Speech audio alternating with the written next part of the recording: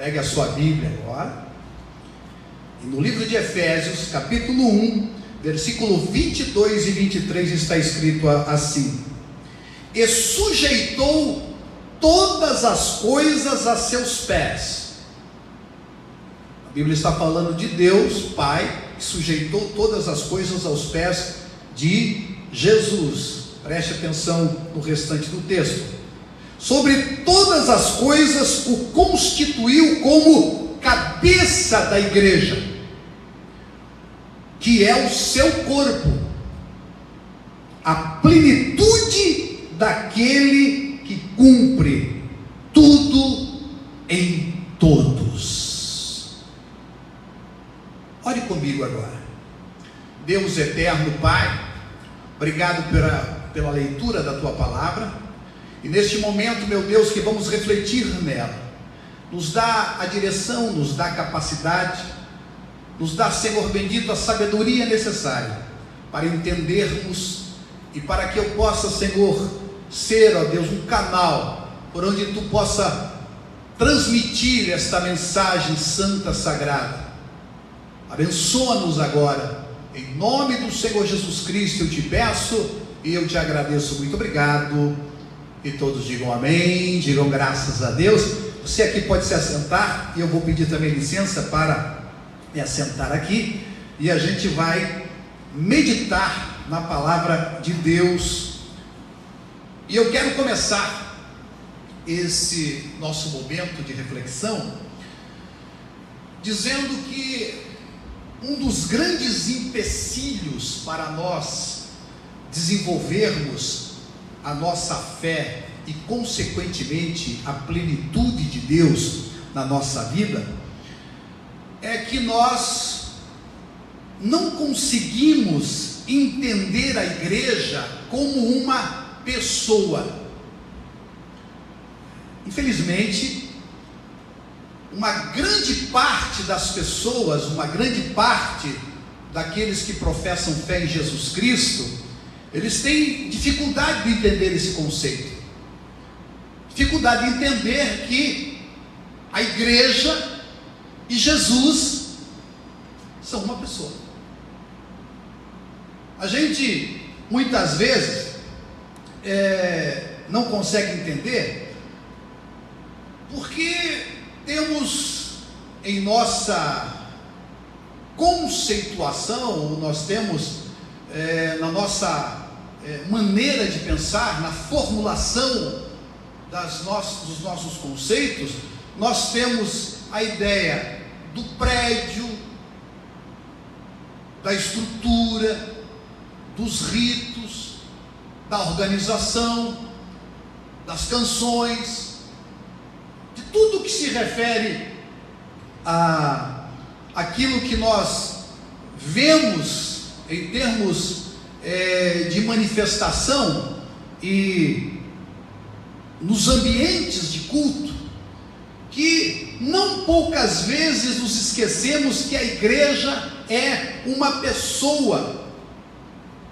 E essa dificuldade de entendermos esse conceito, como eu tenho falado, acaba fazendo com que nós confundamos a igreja do Senhor Jesus com o local de culto, com as organizações que têm o seu espaço, que têm o seu lugar, mas que estão a serviço da igreja, mas não são a igreja.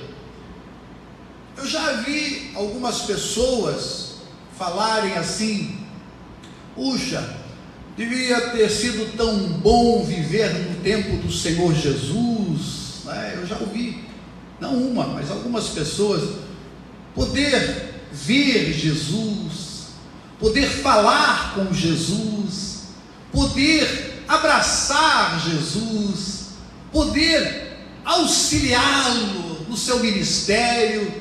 Fica imaginando que bênção que seria, mas as pessoas esquecem de um dos textos talvez mais reveladores da Bíblia Sagrada sobre essa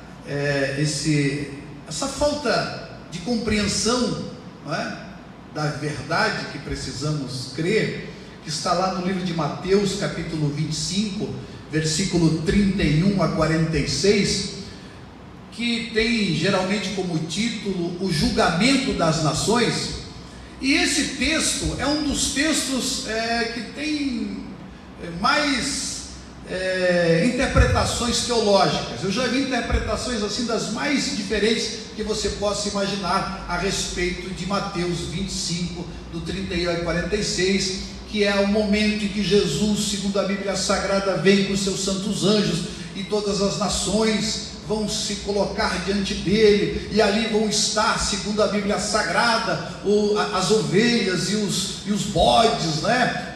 E ele vai separar, né, uns dos outros, e ali nós podemos observar 3 categorias, né, de indivíduos: as ovelhas, né, os cabritos, os bodes, seja lá a tradução que você tem aí, e também os pequeninos. Então uns dizem que a Israel, não é? Que ali é Israel que o Senhor vai julgar. Outros dizem que não, é em função de Israel, ou seja, as nações como elas trataram Israel. E outros dizem que a igreja. Existem ainda outras possibilidades de interpretação daquele texto ali, mas existe um consenso geral. A verdade que Jesus Cristo diz no versículo número 40, ele vem dizendo: tive fome, aí me deste comer, tive sede, me deste beber, e assim sucessivamente, né? E aí se pergunta para ele: escuta, quando é que nós te vimos com fome, com sede, nu, enfermo? Quando é? Aí ele diz no verso 40: quando vocês fizeram para um desses meus pequeninos irmãos, a mim fizeram. Então, se tem uma verdade que a Bíblia é clara, que Jesus diz claramente, que como nós tratamos os seus irmãos, a Deus irmãos, Senhor Jesus, você também, nós seremos galardoados, abençoados, seremos contemplados por Deus, não em relação à salvação, que a salvação não é por obras, mas existe ali uma verdade que nós precisamos internalizar. Tudo que fazemos aqui nesta terra, com essa consciência, ou nós nem com a consciência em si, porque a Bíblia diz ali que eles vão perguntar quando, mas quando isso faz parte de você, isso é você. Você sabe a importância de cada irmão, de cada irmã, de cada pessoa, de cada um daqueles que foram chamados pelo seu decreto, como diz a Bíblia Sagrada, de todas as pessoas que o Senhor Jesus Cristo arrebanha como seu povo, e ele diz: aos meus pequeninos irmãos. Então essa é uma ideia que a gente precisa estar bem claro. Agora, muitas vezes a gente pensa que Jesus é só um frequentador de cultos. Então ele fica assim, como ele é onisciente, né, onipresente e onipotente, na sua onipresença, então ele fica procurando os cultos melhores para ver aonde que está o melhor culto para ele abençoar aqueles que prestam o melhor culto. Meus irmãos, não existe nada mais fora de verdade, nada menos verdadeiro do que isso. Jesus, Deus, não está procurando culto. Irmãos, Deus está procurando verdadeiros adoradores. A Bíblia diz que Deus procura os que assim o fazem. Deus está procurando adoradores. Deus não está procurando culto. Deus não está procurando uma reunião boa. Deus não está procurando um culto bom. Ele está procurando gente, pessoa que de fato está adorando a Ele em espírito e em verdade. Para Ele, meu irmão, com certeza, o que faz a diferença é quanto mais consciência temos da importância de estarmos juntos adorando. Juntos adorando. Agora, como Deus é um Pai, eu já disse isso em outra oportunidade, vou repetir, um pai não está procurando culto dos seus filhos. Um pai não está procurando bajulação dos seus filhos. Um pai não quer apenas que os seus filhos fiquem ali, oh papai, como você é bom, como você é maravilhoso, como você é especial. Não. O que faz a diferença para um pai é a unidade da sua família, é o estarmos juntos dentro de um propósito, é entendermos quem nós somos, e é isso que de fato o Senhor Jesus Cristo, Ele quer de cada um de nós. E se nós entendêssemos isso, nós não estaríamos em busca de manifestações que atendam somente a nossa carne e não fortaleçam a nossa consciência como igreja. E aqui está a primeira reflexão que eu gostaria que você anotasse, que você estivesse bem consciente. Irmãos, quando as pessoas não têm consciência do que é a igreja, elas ficam procurando o melhor culto,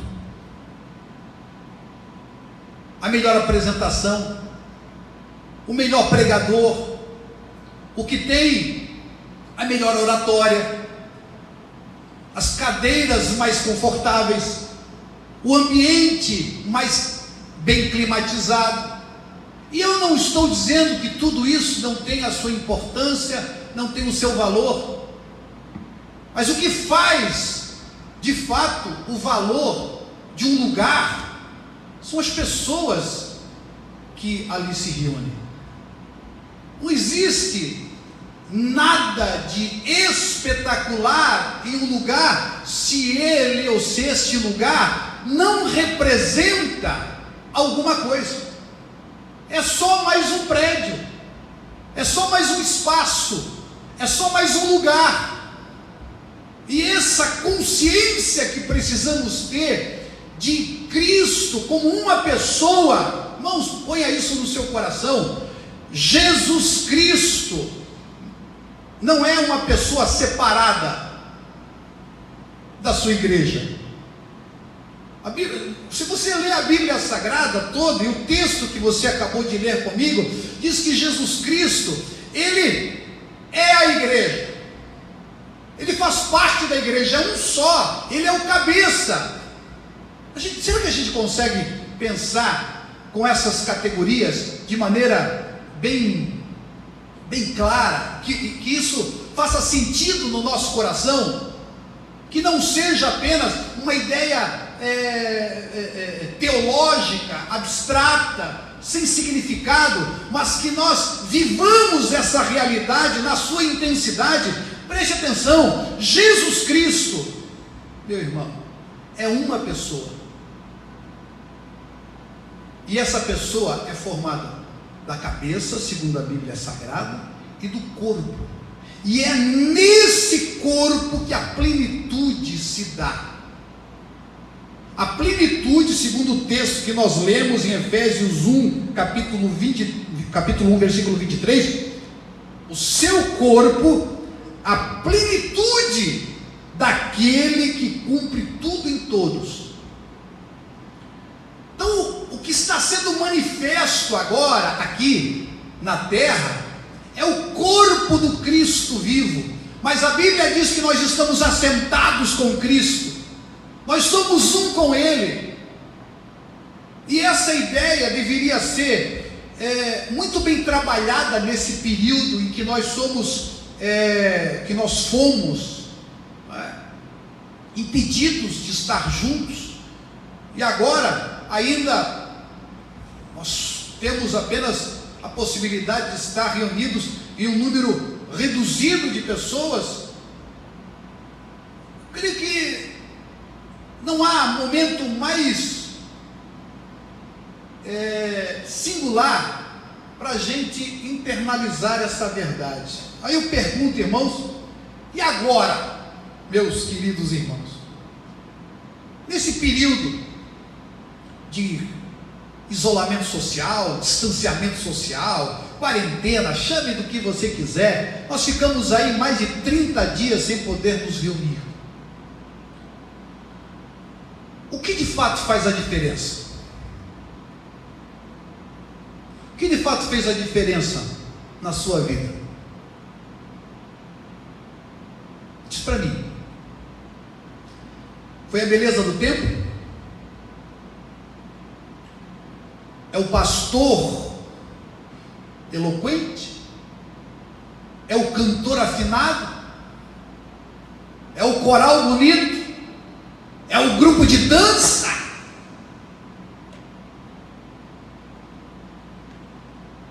São os músicos? O que fez a diferença nesses dias que nós não pudemos nos reunir? O que fez a diferença foi a consciência da importância das pessoas que se reuniam com você. Não apenas o espaço em si, que tem o seu valor, mas só tem o valor por causa de vocês.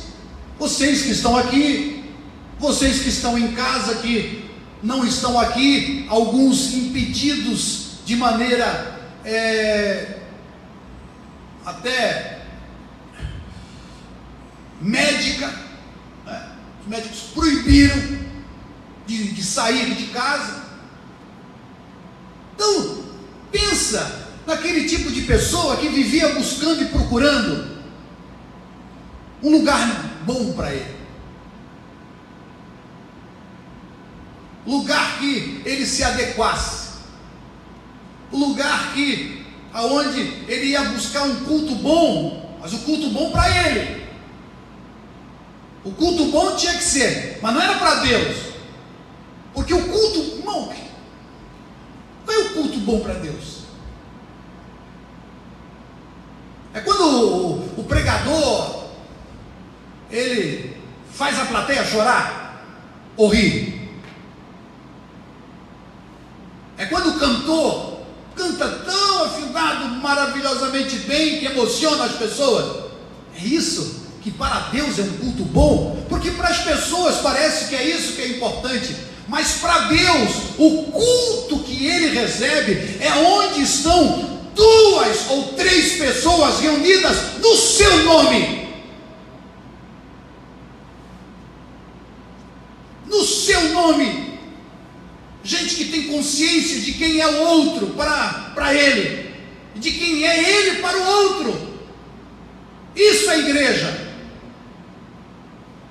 E tudo que se refere à organização, que tem a sua importância, é a serviço desta unidade. E se isso não fizer parte do nosso coração, mais do que da nossa razão, que às vezes até a gente consegue entender aqui, mas ainda não desceu aqui, E alguém já disse que a distância mais longa que existe é a distância da razão para o coração. Porque enquanto só está aqui, você sabe, mas ainda não faz parte da sua volição, daquilo que te move. Por isso, a sua plenitude passa por você entender a importância das pessoas que se reúnem, da gente que faz parte daquilo que você chama de culto, que para Deus é a igreja, o corpo de Cristo. Somos um só com o Senhor Jesus. Irmãos, entenda esse mistério, pelo amor de Deus. Não existe uma quarta pessoa na Santíssima Trindade. A igreja não é um elemento a mais na Santíssima Trindade. Não existe o Pai, Filho e Espírito Santo e a igreja. Só existe o Pai, o Filho e o Espírito Santo. Só existe o Pai, o Espírito Santo e Jesus Cristo como a sua igreja, que é uma pessoa só.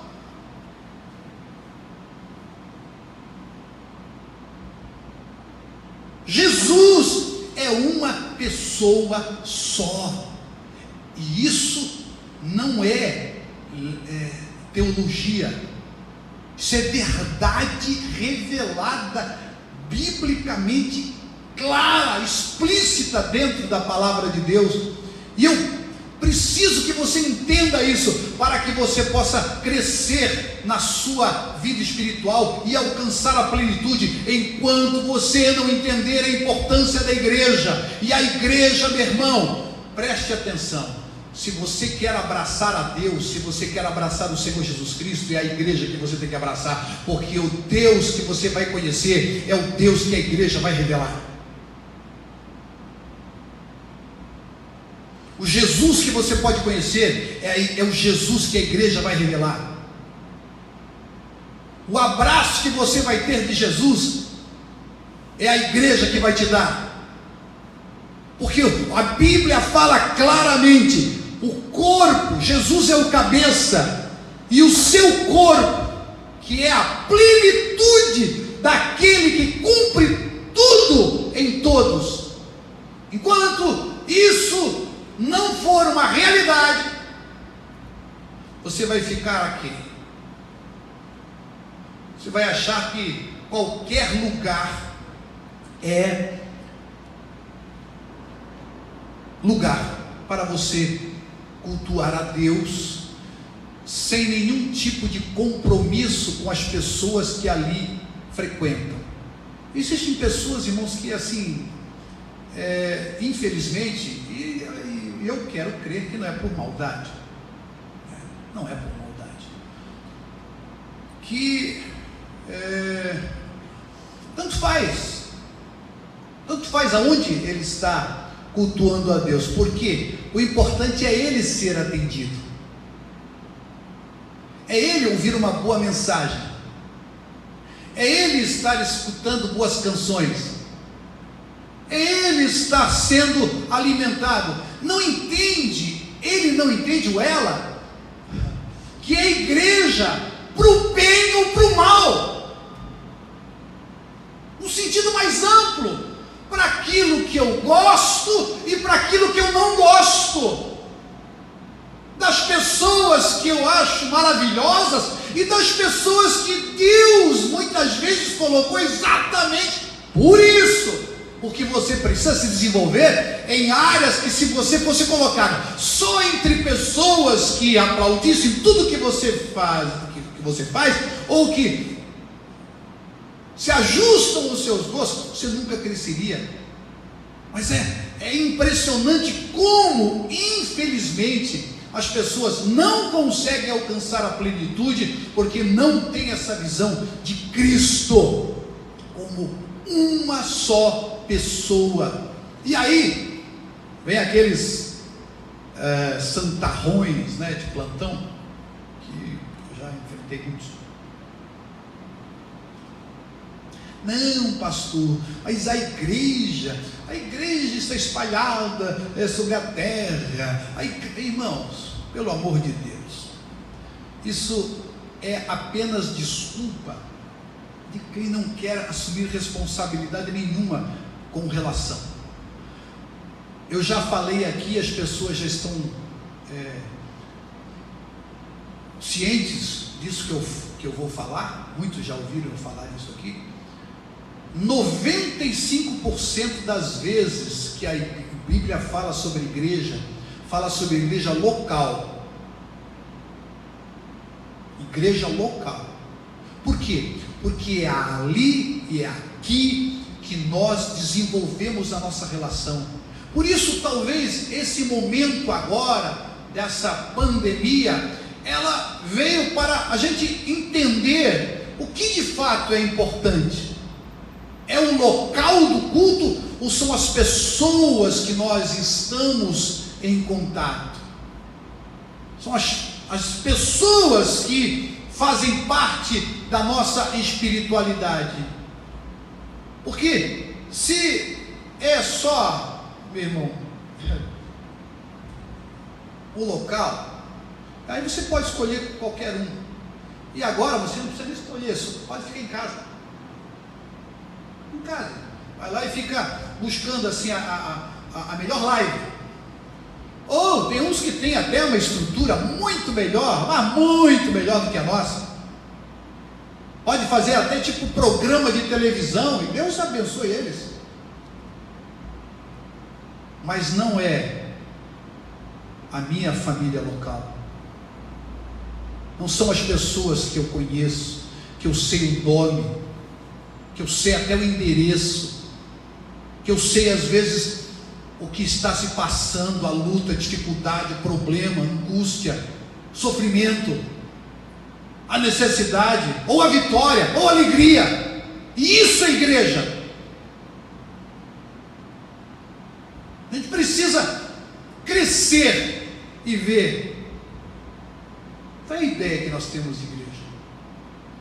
Porque isso vai definir o que de fato, meu irmão e minha irmã, vai ser a minha plenitude. Você nunca terá plenitude se você não entender o que é a igreja na sua verdadeira concepção. Como eu trato a igreja do Senhor Jesus, sendo eu igreja também. Como é que eu trato? Como é que eu lido? Porque a Bíblia diz que aquilo que eu faço para qualquer um desses meus pequeninos irmãos, eu faço para Jesus. E um dia o apóstolo Paulo, lá no capítulo 9, do livro de Atos dos Apóstolos, Atos 9:4, diz que ele estava no caminho de Damasco, apareceu uma luz. Sabe quem apareceu para ele lá? Jesus Cristo. E sabe o que ele disse? Saulo, Saulo, porque tu me persegues. Estava perseguindo Jesus, irmãos? Jesus já estava glorificado. Ele estava perseguindo a igreja. E o Senhor Jesus disse: duro é para ti recalcitrar, ficar lutando contra aquilo que eu estou fazendo, contra a minha igreja. Duro é para ti o que você está fazendo. Meu irmão, eu vou dizer para você, se você quer a plenitude de Deus, una-se cada vez mais, porque é aí que você vai se desenvolver. Se você que está me ouvindo não tem uma igreja local para você adorar a Deus, ou agora você está tendo contato com este conteúdo, procure uma igreja que pregue a palavra de Deus, que tenha a essência do Evangelho realmente na sua mensagem. Vá lá, se disponha, seja igreja, permita-se ser trabalhado em nome do Senhor Jesus Cristo. E vá lá sem expectativa de que você seja contemplado, mas de que Deus vai trabalhar no que precisa ser trabalhado na sua vida, em nome do Senhor Jesus Cristo. Isso é o que a palavra de Deus nos fala. E eu quero te dizer porque eu creio que esse período agora fez muitas pessoas refletirem. O que você quer? Seja sincero e não se engane, por favor, em nome do Senhor Jesus. O tempo não melhora ninguém. Eu vou ainda mais longe. O tempo não está a seu favor.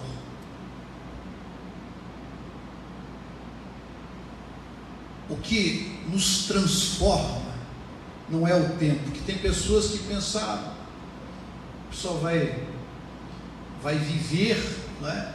E a vida vai lhe ensinar. Meu irmão, a vida não ensina nada nesse aspecto que as pessoas estão falando. É o Espírito Santo de Deus que nos transforma. E você precisa assumir essa posição em nome do Senhor Jesus Cristo. Que tipo de pessoa você quer ser? Decida hoje. Não fique empurrando isso para outro dia. Decida agora. A plenitude de Deus está à sua disposição. Mas eu vou dizer para você: não será alcançada fora da igreja. Nunca. Porque a palavra de Deus fala que Jesus Cristo é o cabeça. A igreja é a plenitude. A igreja é a que manifesta, segundo Efésios, eu já repeti, é a terceira vez que eu digo, 1:23, é o seu corpo, a plenitude daquele que cumpre tudo em todos. Que isso seja forte no seu coração, que você possa ter isso forte na sua alma. E eu gostaria agora de orar com você, de colocar você na presença de Deus. Se você já é desta igreja local, dessa manifestação de Cristo aqui nesse bairro, porque a igreja é a forma como Deus se materializa na terra, porque Jesus é Deus. Você está entendendo isso? Então a igreja é a forma. Então essa forma que o Senhor Jesus se materializa aqui nesse bairro, Iririú, na rua Guaratinguetá, 690. Agora, se você faz parte, una-se mais. Agora, se você não faz, você pode fazer parte, mas não precisa ser aqui. Você pode fazer parte aí no seu bairro, aí na sua cidade, aonde você estiver. Se você não está aqui no entorno, mas é importante que você tenha um lugar para você se deixar trabalhar pelo Espírito Santo de Deus, porque Deus pode manifestar o seu poder em uma pessoa, mas Ele só se manifesta com as suas virtudes onde estiver 2 ou 3 reunidos. Ali Ele é, ali Ele está, como de fato nós precisamos que Ele esteja, porque Deus está em todos os lugares, mas ali Ele é o Deus que eu preciso, o Deus que eu necessito, é só na unidade com os meus irmãos. Por isso eu oro agora com você, para que você entenda isso, e isso faça parte da sua vida. Deus Pai Todo-Poderoso, obrigado, meu Deus, por esta reflexão. Nós queremos a plenitude, sim, a plenitude do Teu Espírito, mas essa plenitude não se dará fora da Tua igreja, não se dará sem a relação com os nossos irmãos, não se dará simplesmente porque eu quero ou porque eu desejo. Ela se dará quando eu me entregar, quando eu for parte daquilo que tu está realizando na terra, quando eu tiver consciência de que eu sou igreja de Jesus Cristo sobre a face da terra. Dai a bênção, dai a graça, dai a força, dá o poder, em nome de Jesus Cristo. É o que eu te peço, e eu te agradeço, meu Deus. Muito obrigado. E todos digam amém, digam graças a Deus.